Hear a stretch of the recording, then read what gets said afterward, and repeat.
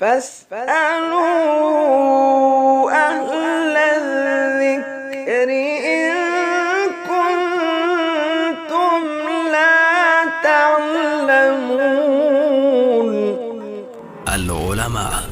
علماء و عوام میں حائل خلیج دور کرنے کی ایک منفرد کاوش۔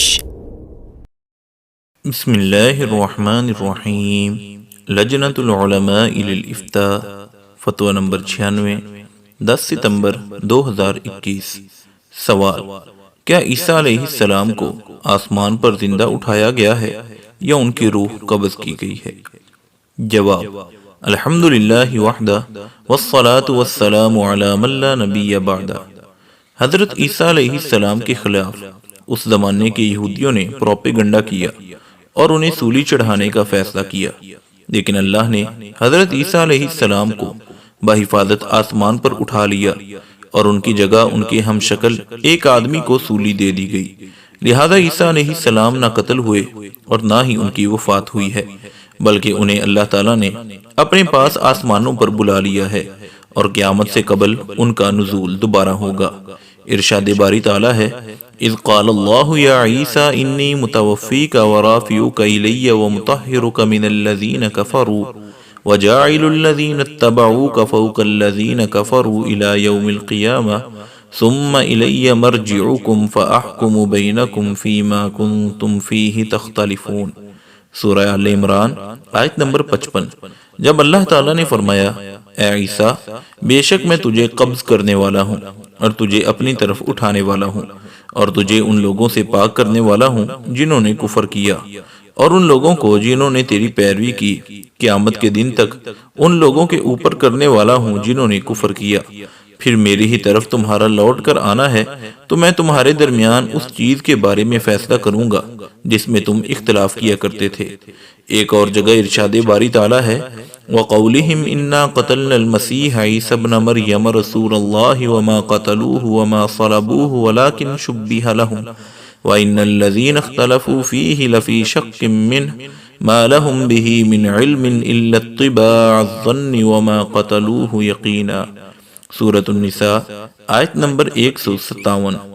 اور ان کا کہنا ہے کہ ہم نے اللہ کے رسول مسیح عیسیٰ بن مریم کو قتل کر دیا، حالانکہ نہ تو انہوں نے اسے قتل کیا نہ سولی پر چڑھایا، بلکہ ان کے لیے عیسیٰ کا شبیہ بنا دیا گیا تھا۔